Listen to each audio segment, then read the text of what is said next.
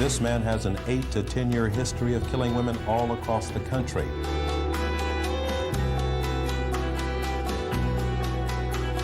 An employee coming in just after 8 this morning made the horrible discovery. 4 employees of the Malibu Grand Prix stabbed to death. She doesn't dispute that she stabbed her husband a staggering 193 times. Harris's 16-year-old daughter witnessed her stepmother run the wheels of her Mercedes over her dad several times. Police say the suspect may be responsible for the murders of at least 6 women.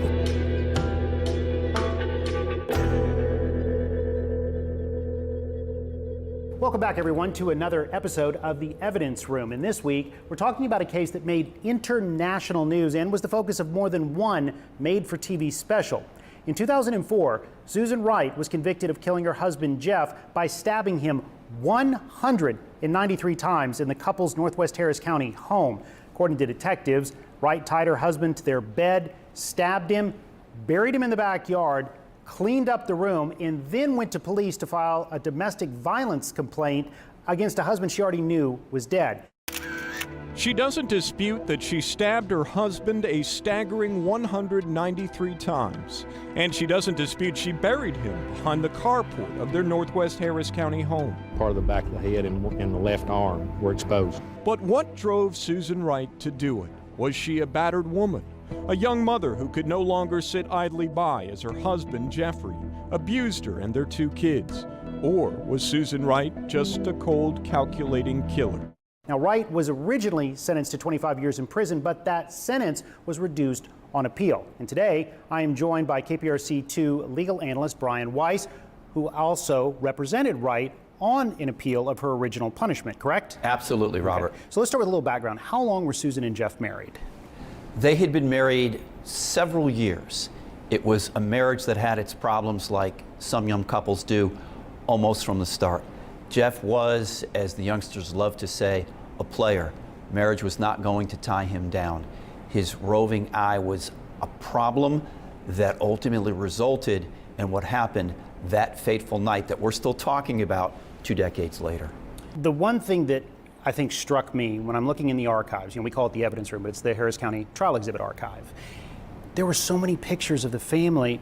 I know no one knows what goes on behind closed doors, but you look at those pictures, that looked like a genuinely happy family. They looked more than like a genuinely happy family. They looked like a veritable ad for any kind of product that you'd want to sell to Middle America. They had the look of a couple with 2 beautiful young kids. And again, you've said it, but I know it was one of the favorite sayings that my mom had. You may think that people have a happy marriage, but you don't know what goes on behind those closed doors, Robert. 27-year-old Susan Wright and her attorneys are hoping the jurors will be understanding of the battered wife syndrome. The defense claims Susan was kicked, punched, and emotionally abused, and that she feared for her life and the lives of the couple's 2 young children on the night she admits stabbing her husband, Jeffrey Wright, nearly 200 times at their home in Northwest Harris County, then partially burying his body in the back patio area. I'm hopeful we'll have a jury that will be an excellent jury in this case, will be fair and impartial, and will set their emotions aside and decide the case based on the facts. My understanding, her first attorney, she actually, I don't know if you call it a confession or what, but actually went to him and told him what happened. From the very beginning, Susan and her family hired attorney Neil Davis, who was working for first ballot Hall of Famer Dick DeGuerin. Neil had been licensed only a couple of years, and to be confronted at that stage of his career with a prospective client who walks in and says, I've killed my husband, I've buried him in the backyard, what are we going to do?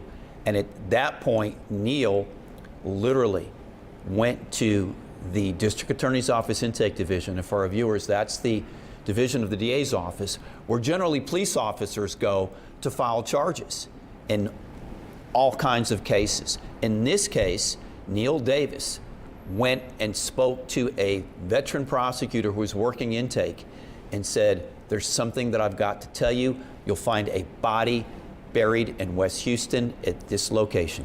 A love nest that turned into a torture chamber is how prosecutors describe Susan Wright's alleged plan to kill her husband to start a new life. The state claims a brand new insurance policy of $200,000 and that she recently enrolled in college classes is what motivated her. They claim on the night of January 13th, 2003, Susan Wright put the couple's 2 young children to bed, then lured Jeffrey into the bedroom and tied his wrists to the bedposts with neckties that belonged to him and bound his ankles as well, then stabbed him over his entire body. New attorney or old attorney, that's still pretty unsettling to have a client walk in and go, okay, here's what I've done. Let me say this, and 45 years of doing this, and again, admittedly, mostly appellate and post-conviction work, not in the trenches in the trial court. I couldn't imagine what that would be like. So I think it's really difficult to wrap our collective heads around how a young lawyer like Neil Davis felt.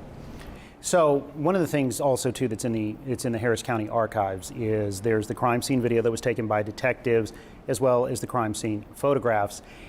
And it looks like she went to pretty great lengths to try and clean up that room. It looks like she tried to paint it, there was bleach, there was a lot done in that room to try and cover this up, but then eventually she just went ahead and told her attorney about it anyway.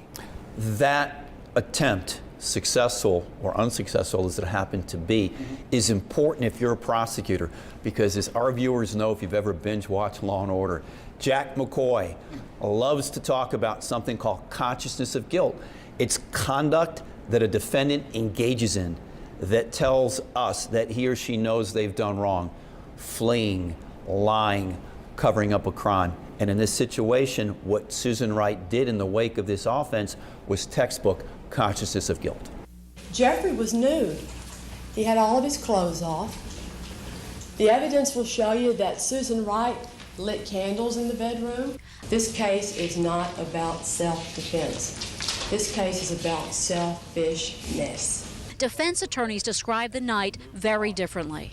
He threw her down, grabbed her by the arms, and you'll see those bruises in the photos that the constable took in this case. He threw her to the ground, and he began punching her, and he kicked her with his bare feet. The defense claims Jeffrey was high on cocaine that night and got angry when Susan suggested he needed help with his rage for allegedly abusing their 4-year-old son. The defense says that she wrestled the knife away from him when he threatened to kill her. Let's go ahead and we'll talk about the infamous bed. That was probably the signature image of that entire trial. It's the defining moment. Yes. So prosecutor Kelly Siegler brings the couple's actual bed into the courtroom intact, places her co-counsel on the bed, straddles her co-counsel, and then proceeds to use a ruler to count out 193 stab wounds for the jury to see how long it took. That bed, by the way, is still in the Harris County archive. The frame of it is, anyway. So one minor writer's embellishment. She actually straddled Paul Doyle, who was a fellow prosecutor. Maureen Newman was her co-counsel. Kelly needed somebody who was as big in size and stature as Jeff was. And that's how Paul ultimately achieved at least his 15 minutes of fame. How much of an impact, though, do you think that had on the jury? Oh, my goodness. If a picture is worth 1,000 words, a video is worth 10,000. This was a case of recreating the second reel of Basic Instinct, because Kelly Siegler decided she could make up her own version, one that in my estimation wasn't tethered at all to reality. Well, is it necessarily making up a version, or is it showing you the sheer ferocity it takes to stab another human being 193 times, the time it takes, the length it takes, the stamina it takes to do that? I don't think there's any question about that. Look, and this is what I had to acknowledge, is that it was incredible courtroom theater. Again, the defining moment of this trial. Does that mean that then District Judge Jim Wallace should have permitted it? As I sit here today, all those many years later, no, I don't think so. There was testimony that she somewhat, and I hate this term, but it's used so much, snapped. That she felt she was, yet you see, he was tied up. There are tie straps in the evidence photos. She used 2 different knives to complete the 193 stab wounds. She buried him. She cleaned up. She took the time to file a domestic dispute complaint against a person she knew was already dead. That doesn't sound like snapped. That sounds like thought out. Well, I think we need to distinguish between the moment during which she engaged in the actual stabbing and then her conduct that follows in the wake of it. Because, as prosecutors love to tell juries, a defendant can form intent in an instant. Nobody questions that. I think the tough road to hoe that the defense had was, as you so aptly pointed out, being able to reconcile a battered woman who, as you said, snapped, with a woman who seemed to be cunning, contrived, and careful in the wake of the conduct that she engaged in. It's unbelievable. I mean, how can a human being do what she did to my son? An emotional Ron Wright Sr. takes the stand for the first time and tells the jury how difficult this trial has been for the Wright family, who watched as prosecutors reenacted how they say Susan stabbed her husband Jeffrey nearly 200 times. Stab him in the eyeballs when he's awake. I can't believe she did. She's evil. Susan is the sweetest, most tender-hearted person I've ever known. Susan's mother, Sue Weish, paints a different picture of her daughter. Susan says she stabbed her husband in self-defense after years of abuse. You would never, ever, ever have suspected that Susan could commit an act like this. I think Susan, I've always believed that in a moment of madness, in a moment of what she believed was self-preservation, acted in the manner in which she did. Look, I think one of the narratives of this case that people will never be able to reconcile even after 2+ decades is what happened in that bedroom in West Houston that night. Was it a seduction? Was it a slaughter? Was it a woman doing what she could to save herself? The prosecutor at the time, Kelly Siegler, said that's a flat-out lie. It's a great soundbite, and it's a case that I think we could use as advocates, particularly as a prosecutor, of how to cross-examine a defendant. In this case, defendants like Susan Wright, who are advancing a claim of self-defense, have got to get on the stand, because most of the time the jury needs to hear and wants to hear how and why they did what they did from a defendant's own lips. 7 men and 5 women didn't believe Susan Wright's defense of a battered wife who stabbed her husband 193 times and buried him in their backyard. The prosecution says Wright's biggest mistake was her 2 hours on the witness stand. She's a liar, and it's not hard to catch a liar who's lying. You can't keep that up for 2 hours, especially when you tell as ridiculous a story as she did, locking herself into all those crazy details. I personally did not find her credible. There was too many holes in her story. For me, the biggest factor was the ligatures, how these ligatures affected whether he was tied down or not, and they were tied in a way that I couldn't overcome that. Susan Wright came back into the courtroom to hear her fate. With her hand over her heart and a tug on her ear, she communicates with her family. A jury convicted Wright of murdering her husband, and after 5 hours of deciding her punishment, a jury sentenced her to prison.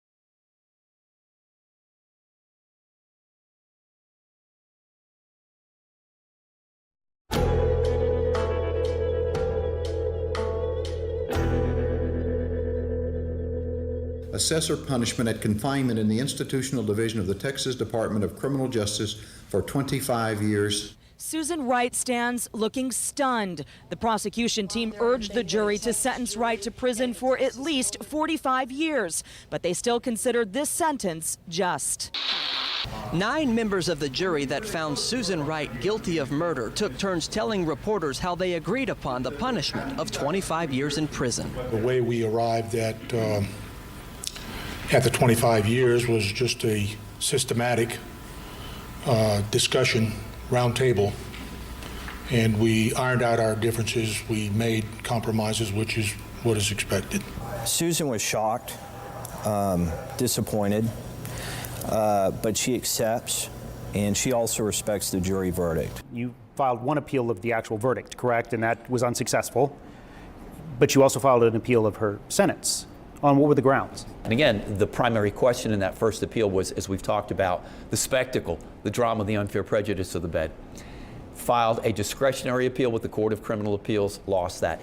Then coming back to do the writ of habeas corpus, which is the last-ditch appeal, I claimed that Susan's 2 trial lawyers, Neil Davis and Todd Ward, dropped the ball, were ineffective by failing to present, among other things, an expert to talk about battered women syndrome, and calling a woman who it was remarkable in so many ways, and I'm being understated, a woman named Misty McMichael, who had dated Jeff, to testify as to Jeff's violent character. So the claim was you should have had, what, more witnesses that came forward that could potentially bolster her claim? So what happened at the hearing in connection with our post-conviction writ, additional witnesses were called, multiple experts on battered women syndrome, the psychiatrist who Susan had seen, and then Mr. McMichael, who testified as to Jeff's violent character. But once we concluded the evidentiary hearing in front of Judge Jim Wallace, the case went to the Court of Criminal Appeals, and I believe in October of 2009, a unanimous Court of Criminal Appeals ordered a new sentencing hearing. It's almost like 2 trials. You have the guilt or innocence trial, then you have the punishment trial. That way, as you say, when they changed the law, you didn't have to do both of them again. Exactly. You simply could do the sentencing phase again. Exactly. The plan was at that point that I was going to be involved as co-counsel at the new sentencing hearing.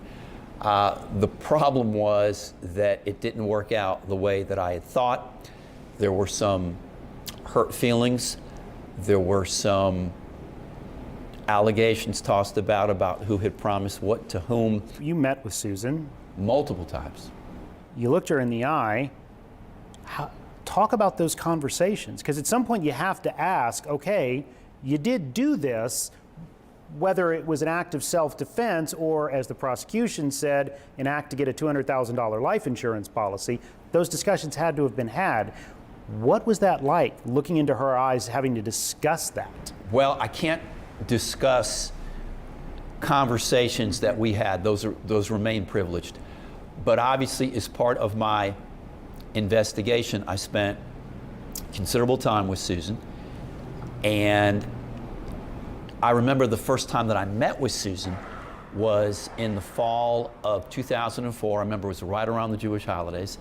And I got in my car and I made the 3.5-hour trip outside of Waco to her unit. And she still looked so much like an attractive West Houston housewife. Prison had not yet worn her down as it ultimately did, because when you look at the comparison, the contrast between Susan during the first trial and Susan during the post-conviction writ hearing and the second sentencing hearing, it's like, you know, from A to Z. Susan was so mild-mannered that it was difficult for me to reconcile what it would have taken for someone like Susan to have acted as she did that night in 2003. It's, to me, one of the great conundrums in 45 years of practice, the difference in persona and personality and character between the Susan Wright whom Kelly Siegler described and the Susan Wright who I spent so much time with. In final arguments, prosecutor Connie Spence told jurors it all comes down to credibility, Susan Wright's credibility. She lies to get away with murder. Prosecutors insist Wright coldly stabbed her husband almost 200 times as he slept following a round of lovemaking. Killed him, buried him, then tried to cover up the killing, claiming he'd abused her and their children. After she killed him because she claims that she had no alternative but to kill a sleeping man. Why didn't she call the police? This was a divorce by homicide. Susan Wright was not a battered woman. You don't stab somebody 193 times for no reason. But Wright's attorneys urge jurors to reduce her sentence to 10 years probation and time served. They say the evidence proves Jeff Wright was abusive. And then you find out that she had black eyes, she had bruises, she had the usual things that come about with the darkest secret of our lives, which is domestic abuse. So I ultimately moved to withdraw, and Susan had a new defense team that ended up at the new punishment hearing getting her 20, a reduction of 5 years, 60 months, which is still right, because substantial. the original punishment was 25 years. Correct. And then they got that down, they knocked 5 years off of that? They did. I mean, I get it. If you're in prison, even a month off your end of your sentence must feel like a gift, but 5 years doesn't seem like a lot. I mean, through all that appellate work, an entirely new sentencing phase, basically to come up with a difference of 5 years really doesn't seem like much. It does if you're Susan Wright, because every day, every hour, every minute that you spend as a ward of the state is something that is just not quantifiable, but is something you will never be able to get back. I think I did something awful. Later this week, the Lifetime Network will air a movie called The Blue-Eyed Butcher, based on Susan Wright's case. Let's do it. And just this past weekend, Local 2 Investigates has learned a producer with the Dr. Phil Show contacted Wright by email, requesting an interview to see how she was coping with the death of her children. A curious question, since her children aren't dead.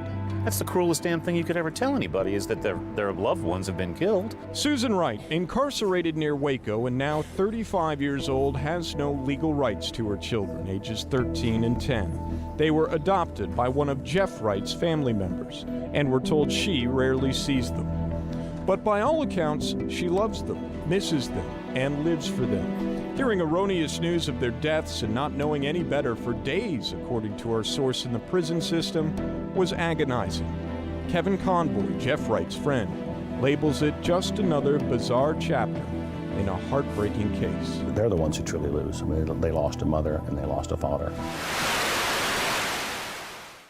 I'm guessing you don't agree with that title. Not at all. And I remember that the original title was Killing Mr. Wright.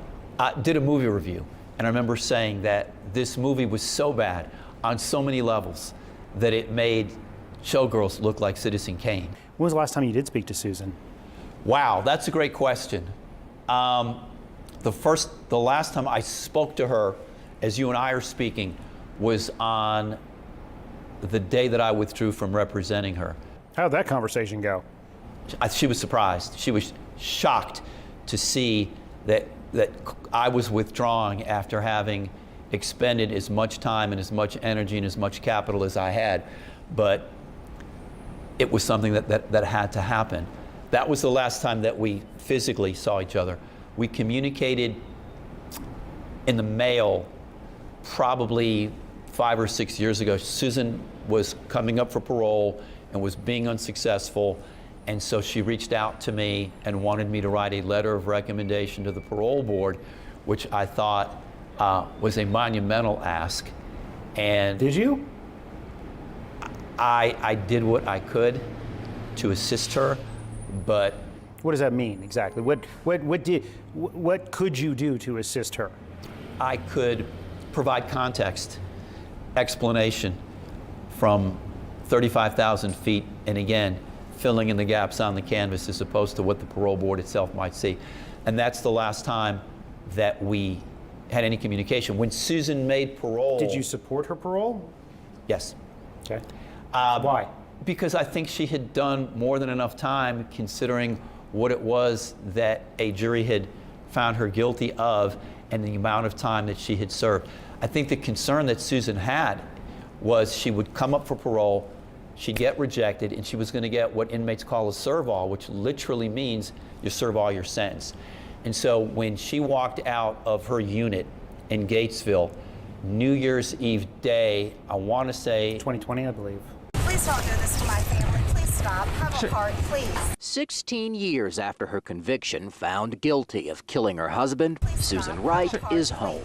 Certainly. Is there anything that y'all would want to say? No, ma'am. I would just like privacy. Please respect that. Wright asked for privacy just as she arrived, some 3 hours after her release this morning from Gatesville Women's Facility. Susan ultimately spent 17 and a half years as a ward of the state in one of the toughest women's units in the Texas Department of Criminal Justice. Yeah, she killed another human being.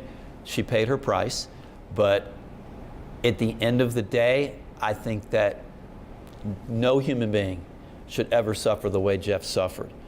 But I can understand what drove Susan to act as she did on that night in March of 2003. From an outsider's perspective, I would have to ask, are you positive of that? Because some would say, well, that's what she claimed because her life was literally on the line. I think I can answer it this way, Robert. Do I think that Susan Wright, who never got as much as a speeding ticket or an overdue library book, do I think Susan Wright got up that morning and decided that she was going to end Jeff's life by stabbing him 193 times because of some nonsensical, evanescent life insurance policy? Hell no. But I think what you need to understand is context, that events such as this don't happen in a vacuum. And as we've said very early on, nobody knew what went on inside of Susan and Jeff's house. And I'm telling you, and I believe that Susan Wright was a battered spouse. There's a reason why 2 decades later we're still talking about this case. I've probably done more media on this case over the last 2 decades than on any case I've ever been involved in. I've represented some pretty high-profile people. Former House Majority Leader Tom DeLay. I was part of Adrian Peterson's defense team, former NFL All-Pro. Won, 100 different appeals and post-conviction writs, but there was something about this case. Well, what do you think it is? I think it's the fact that, and this is what I've said, that Susan Wright could have been anyone's daughter, anyone's sister, anyone's wife. And that when we think of a crime of this magnitude on so many different levels, I think in our own mind's eye, we have a stereotypical picture of, Cruella de Vil. Susan Wright was not Cruella de Vil. Susan Wright was not Lizzie Borden. Susan Wright was an attractive, soft-spoken housewife and mom of 2 in West Houston who, in a moment of terror, in a moment of madness, in a moment of survival, at least that's my take, did what she had to do. Brian, thank you very much for being here. I know you're our legal analyst and you're always there when we need you, but I do appreciate you coming in and providing greater context and detail to this case that I think a lot of people do still have questions about. Robert, it's a pleasure being here. That does it for our episode this week. Thank you for joining us. We're back next Wednesday at 6:30 p.m. with the case of the Sunday morning slasher. Carl Eugene Watts very nearly became the only confessed serial killer in U.S. history to walk out of prison. Had it not been the families of the victims and Houston Crime Stoppers Andy Kahn launching a nationwide campaign, Watts very well may have been a free man. Watts told graphic stories describing when, where, and how he killed young women in Houston. Of the 9 cases that we now attribute to him because of the information that he's provided us. He had three ways that he killed his victims. It was stabbing, strangulation, and drowning. He never sexually assaulted anybody, and if he took anything, they were very small trinkets for trophies. So robbery was not a motive as well. He was simply a cold-blooded killing machine. We'll show you how they were able to keep him behind bars. Again, we stream The Evidence Room every Wednesday at 6:30 p.m. You can also catch up on past episodes by downloading the KPRC2 Plus app. And if you have a case you'd like us to examine, please call our tip line at 713-223-TIPS or send us an email. We'll see you next Wednesday.